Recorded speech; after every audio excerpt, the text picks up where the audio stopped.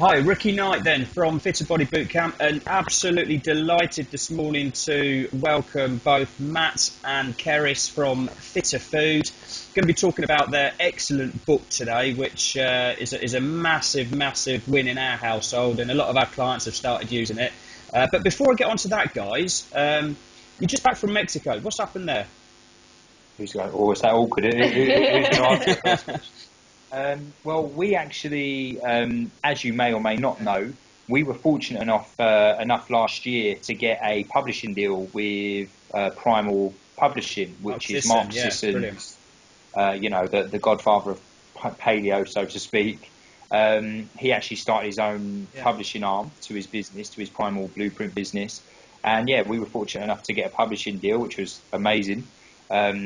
Completely unexpected, and I won't even go into it, but with that he's got his what he calls Primal conventions, which are normally done in the States. They're normally done in like the California area and stuff, and he does 2 or 3 a year, I believe. And we got an email about 6-7 weeks ago maybe, that basically invited us along to his Primal Con in Mexico into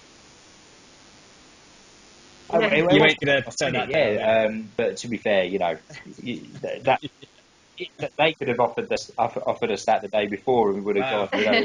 Because we were invited as presenters, so it was a paid-for trip, and so we certainly weren't going to turn that down and miss out on the opportunity to be there, under such circumstances. And it was like a 5-day event in a beautiful resort in Mexico. Which was all inclusive, which is always lethal with me. There was about 160 people. Was there 165? 180. Was it? Oh wow, 180 people from all over the world, mainly from America. There was guys come all the way from Australia, New Zealand, Holland, Switzerland, UK. We were actually running the fitness classes on the beach every morning, which was pretty awesome way to start the day.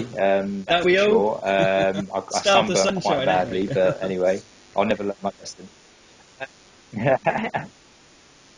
Exactly. Yeah. But it was. There were some great speakers there from kind of different aspects of the kind of paleo primal world, so to speak. There were some doctors. There was a couple of people talking about endurance. Others talking about the importance of your habitat. But the whole idea, I guess, was just to get like-minded people together to must have been like a really good opportunity though, to talk about your book out there as well to a wider audience. Time and learn. Okay. Yeah, well, definitely. I mean, over there we're called the book's called Paleo Primer because what Mark Sisson saw in our book was a chance to sort of step outside of the existing Paleo Primal audience and try and reach out to people that have never heard about it before, because it's quite the recipes are quite simple, and the nutrition information's most people could follow that quite easily. Even if you're not into fitness and nutrition generally, you can get the message that we're trying to put across. It was really, really nice to meet. Some people didn't know that that was our book, and that was great. Autographing books then for people like you. Was it like that? Like little mini celebrities? Yeah, cool. A couple of people did ask, just for pictures with us. No way. And one couple, they're in the book, aren't they? Yeah. And talking of the book, I mean, this all the way from New Zealand. There we go. That's the book, which is, as I've just said, a favourite in our household. How has the book come about, though? I mean, how long did it take to put together? In my opinion, the things that stand out from it, other than there's over 100 really cool recipes in there, it's easy to follow. The photos are great. The nice diagrams. It's very easy reading, and that's kind of how I sort of try and present stuff to people as well. It's like, right, if the way I look at it, I've got a 7-year-old boy, and I kind of look at it like, right, if I'm writing a blog post or something, would he get this? Yeah, because there's too much jargon and scientific rubbish in the industry, in my opinion. So you guys have kind of done that with a book, and it's just very easy reading. The recipes, like sometimes, because I'm not a cook, but when I look at recipe books, it's Delia Smith or so, it's like, oh bloody, it's just complicated. but this isn't. It really isn't. I mean, so that obviously was part of your thinking process. But I mean, how long did it take to put together? And what was the journey like from start to finish? Well, really interestingly, we're really similar to you in that we were at the time both personal trainers, so working really long hours, had lots of individual clients, and then we were running group classes. And what we noticed was everyone's always up for exercise. You know, that's quite an easy thing to commit to these days, and it's great to be part of group classes and things. But what was being neglected was the nutrition. And when I would speak to individual clients, often on Monday you get the whole, oh, I went off the rails at the weekend, and what we both wanted to do was, you know, we were time poor, but managed to cook by just sort of cutting a few corners in the kitchen and getting some really quick recipes under our belt. So I started writing a few of those up for clients and saying, okay, you just do this in the week, and you know, maybe at the weekend try something a little bit more technical, but then batch cook so it'll last you for a few meals. And after a while, we started to, I just sort of started writing these as notes, didn't I? And you were sort of reading over them, and I was taking a few pictures of foods that we would eat. Yeah, and right, yeah. It was just designed to be with for our client base. So we started in the summer, and 2012. 2012, and then so we started sort of like August time, and then by September we just showed it to a friend. I printed it all off and said, what I've done is a little basic guide to why you eat this way, and then we're working on recipes and showed some pictures. And she looked at it and said, this isn't a booklet, this is a book. You should consider getting it on iBooks. But there's about 150 pages by this point. Like we thought it'd just be like a 20, 30 book, and the next thing you know, she didn't even read it. She said it was like this stack of paper, and she was like, "Oh God, it took me ages to read that." So we sort of, I was really lucky in that one of my clients was a recipe book designer, and she does some great names like Kath Kidson, and so I approached her and said, "How much would it be to put this into a book?" Wow. And she said, "Hugely expensive. You're mad. You may not sell a single copy, and to print it would be really expensive." And I think it all came to about £10,000. And again, we were like, we may not sell a single book, but Matt just said, let's go for it and let's try and get it out for January, when obviously everybody is looking for something. So we really did. We really sort of busted ourselves to get it done. We figure there's no greater incentive to know that you've probably spent every penny to your name on something to make it work. It's like there is no choice here. It has to work, otherwise we're screwed. No. Even on Christmas Day, on Christmas Day, I was actually sending it off to a few strength coaches that we'd met in America. Have you ever heard of Brooks Kubik? I don't know if you have, but he's an author, and he wrote a book called Dinosaur Training. And he's very big into nutrition. So he was the first person I whizzed it to and said, "What do you think? Good endorsement. Should I go for it? Should we try and self-publish?" And he kindly replied on Boxing Day and said, "It's marvelous. Yes. It's one of the best things I've seen. Get it done, get it printed." So yeah, and then we actually contacted Mark Sisson to ask if we could borrow his carbohydrate curve, which is in the book. And then they kindly responded back and said, when we showed them the final book, when it was done, they said, actually, we'd be interested. But this is just over a year ago then, isn't it? This is January last year. It was amazing. But it was at the point of January, and we were really scared, weren't we? Very nervous, thinking, you know, like we said, no one might buy the book. We might have to fold the company and go back. Yeah, literally. I mean, the time has kind of flown, but it still feels like yesterday, doesn't it? I mean, I remember when we first put the book out there, and we actually stumbled into some issues with the printers initially. They had massively delayed things, and we were just like, oh my God, you know, I can't believe we've, like we wanted to get this book out there for January, and these guys are like changing things. And then we were a bit worried about funding. Gives you an idea, doesn't it, of how much money it was costing. So I thought, well, why don't we put it out there for pre-order with free postage as a bit of an incentive for people to pre-order, so they can save on postage, but it means that we get a little bit of it gives us a bit of an idea. Also, it gave us a bit of security on. So we put it out there, and I remember training clients in the gym, and my phone was in my pocket, and I could just feel my phone vibrating, and I was like, oh, are these PayPal emails, or are these? I couldn't believe, I was so anxious, and there's always that element of doubt, I suppose, pre-orders, and fortunately, once I'd finished with my sessions that morning, that was the case. And I remember this huge sense of relief, thinking, wow, people do actually want to buy our book, you know. So, and then the other. Oh God, yeah. I don't care what anybody says, right? You know, if we didn't believe in what we were doing, we wouldn't have invested so much money, so much time into it. But there is always an element of doubt. You know, there's always an element that you know it's a risk, but then at the same time we believed in it and we knew that if we needed to adapt and take a different approach, we would do. But there was definitely doubt, wasn't there? And our first book one we did was it's a wire-bound recipe book. That's the first lot that we did all fell apart. So obviously people were using them, which is great, over and over again in the kitchen. Somebody said they were using it every night. And originally it was just a paperback book. And then we kept getting people saying it was all falling apart, pages were falling out and things like that. Well, when you want to read a recipe, you tend to like fold the book out. And people were doing that, and some of the pages were coming out. Yeah, need to change it. A lot of them, and we were like, well, this needs to change. And I think we were about halfway through because the printers, because of the delay, were kind of still. I suppose with this being the first time you've done, you wouldn't know that, would you? Until you kind of got that initial feedback. I rang him. I was like, stop the printing, like. Practicality, yeah. No, exactly. I mean, the tough thing is that I think out of the, So Matt, you just said that you don't know how many books we've sold now. But I think we've only had. I think we're near 6,000. About 6,000, just over. Yeah. Yeah.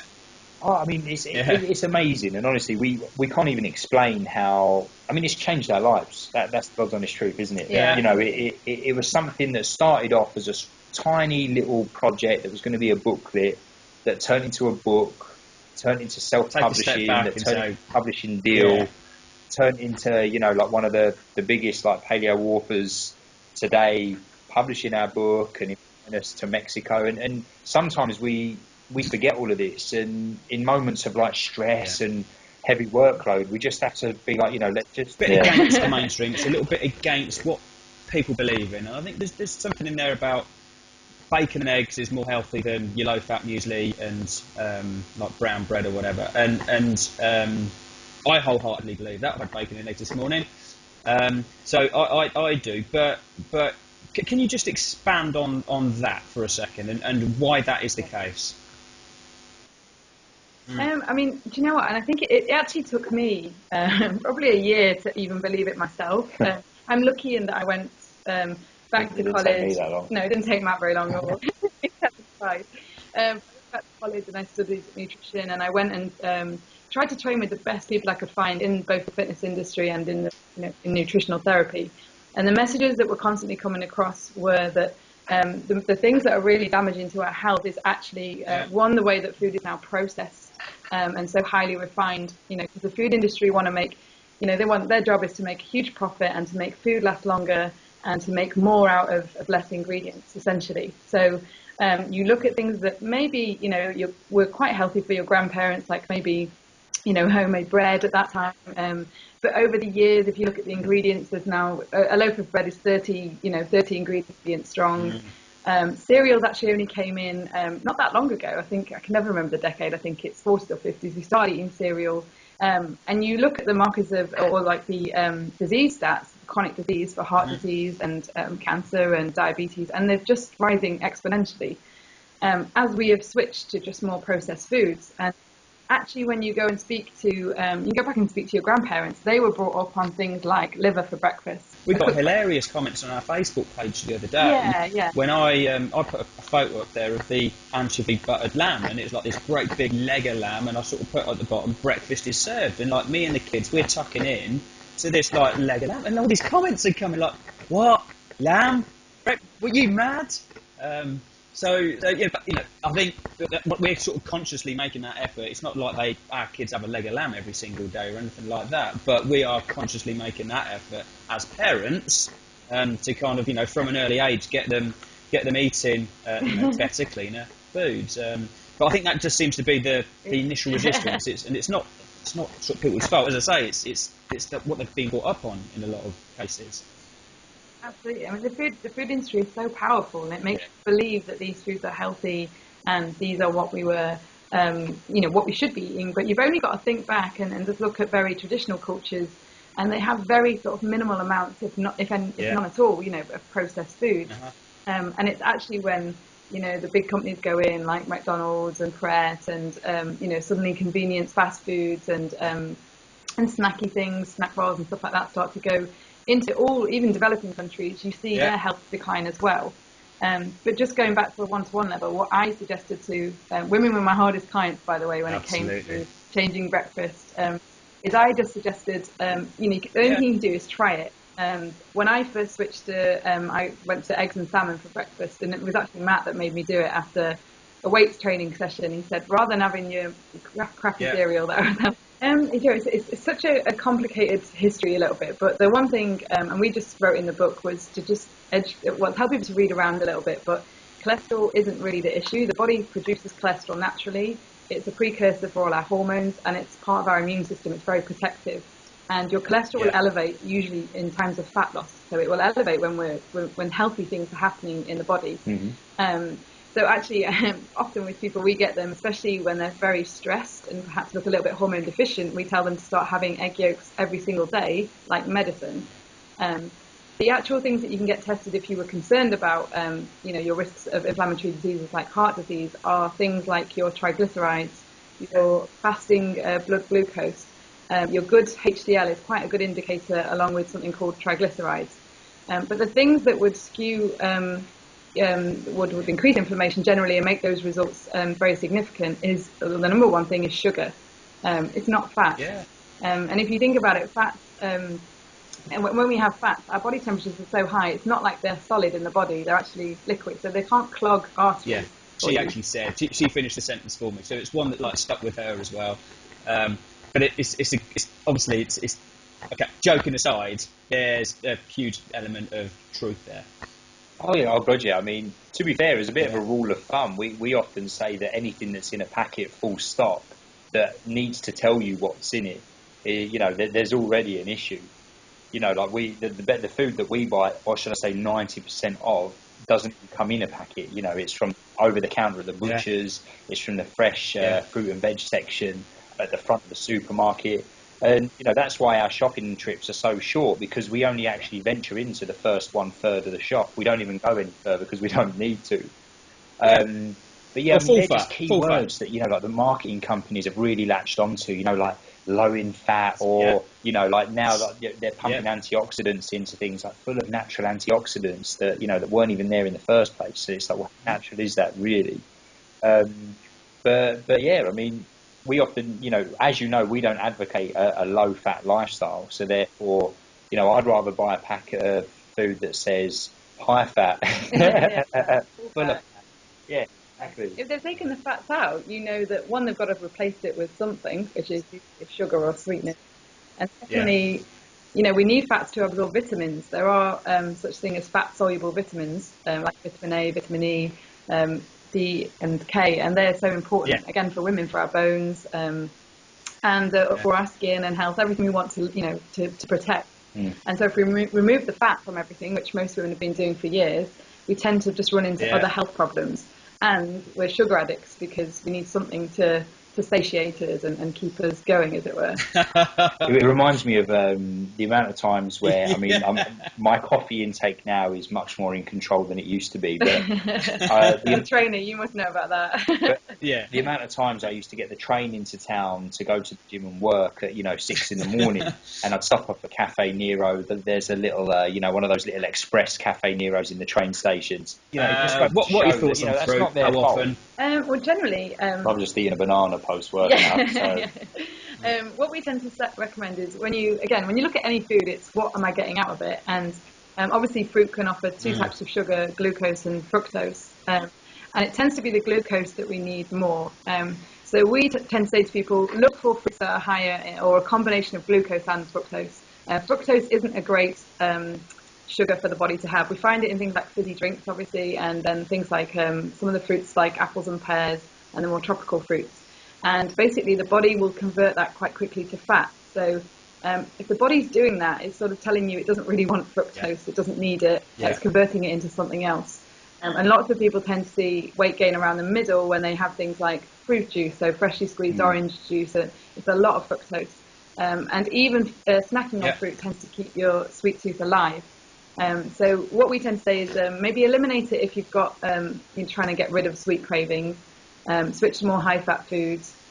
And then when you've got fat loss happening, or it may be in more of a maintenance phase, introduce fruits that are good for things like glucose and antioxidants. So berries are our favourite, raspberries, blueberries, strawberries, and they're great for just getting digestive health. They get them bowels moving every day. Bananas we love sort of post-exercise because they've got glucose in, so help you recover a little bit. And then there's a couple of others like melon, which can help again, it's a bit more glucose and fructose. So melon for breakfast, maybe with some eggs and ham. Again, that's more for variety as well. And probably other ones are things like pineapple for digestion. But that's about it. And kiwis for a bit of vitamin C. And obviously lemons, limes and avocados we love because they're very low in any sugar. What would you be saying regarding that balance during an initial fat loss phase? Well, I mean, as you said, it does depend on the individual, and it's quite funny at the moment because to get a bit of a competitive flair going on, Keris and I have got two groups running at the minute. There's a 42-day women's plan and a 42-day men's plan. I'm kind of heading up the men's plan, obviously, and Keris is doing the women's. And as a bit of banter, we've kind of said we've gone head to head and trying to get the competitive juices flowing. But what was quite interesting was how we both mapped out our plans. So we've kind of found over the years that women tend to do better with carbs than men compared to like a higher fat diet. Whilst women still eat fat, you know, when they work with us, we found that men do much better on a higher fat diet. So my guys, for the first 2 weeks, I've actually aimed to try and get them into ketosis. So their carbs are coming purely from like green leafy vegetables. You know, their saturated fats are up nice and high. You know, there's lots of red meat, oily fishes as well, MCT oils, coconut oil, etc. They're due a refeed actually on this Sunday, which I'm sure they're very excited about. So I've been keeping their carbs, I'd say more around the kind of 30-40 gram mark at the minute. So, you know, just as a bit of a safe zone to keep them below 50. On their refeeds, I've kind of actually told them to just kind of go to town really. But their carbs are coming from good quality single ingredient sources. Other than that, there's going to be some white potato, sweet potato, some berries, bananas, that kind of thing. But I tend to personally, I mean, this is a rule of thumb, ballpark figure. For me, I do reasonably well with quite high carb, but I have to kind of phase it, I have to kind of cycle it. I'd probably say around the kind of 150 to 200 grams a day is okay for leaner individuals. I think well, what we noticed was women have a bit more of an emotional attachment to food. So whereas with what Matt's doing with guys, and again with my male clients, I could do that sort of thing. For women, it's a bit more, let's get something more consistent going. The main thing I start off with is protein intake, and try and get that to be about 25% of your total calories when you're looking for fat loss. You can use things like MyFitnessPal and just, I tell them not to overthink it, but to tap in a day's worth of food and see what the pie chart says at the end of the day. Or you could go by body weight and say about 1.5 grams or up to 2 grams if exercising quite a bit per kilo of body weight. And generally that's about a palm and a half of protein at every single meal and a couple of protein snacks. Next thing is carbohydrates, which again in a fat loss phase we need to manage and try and get them burning them up a bit more effectively. So we tend to say around 20% of intake for sort of individuals who are very overweight. It might go down to 10, so a lot lower. And then as fat loss starts to happen, gradually increasing carbs. Again, if they're exercising, up to 30%, but not if we start to see weight gain, then we need to rein it back a little bit.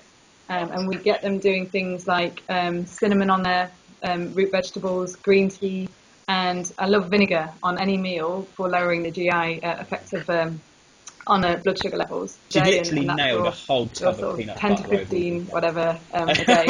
But avocados on some salads. Jesus.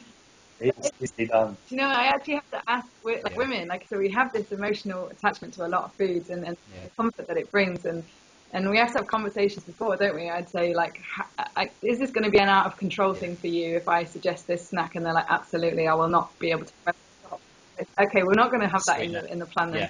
Yeah. Those What's foods, your we love the what's your comfort favourite foods, each but of it? Well, that's Toppings, isn't it? Scotch eggs Yeah. have been a family favourite of mine for years, which is why they had to go in there. I mean, my mum and my nan were making them as when I was a kid. Probably the amount of times on our plans when people post up, because we get people to post their meals every day. Keris, yours. For the accountability. Easily fish chips, mushy peas, and homemade ketchup. I was a big ketchup fiend before, and then obviously when we discovered Paleo Primal, I was like, oh no, because it's full of sugar. You say it in the book, and it's just a case of kind of getting into the habit of eating healthy, and as you say, you can cut your time in the supermarket by half just by sort of stocking up on good quality foods. But it's a great book. Anyone that hasn't got it, definitely recommend getting it.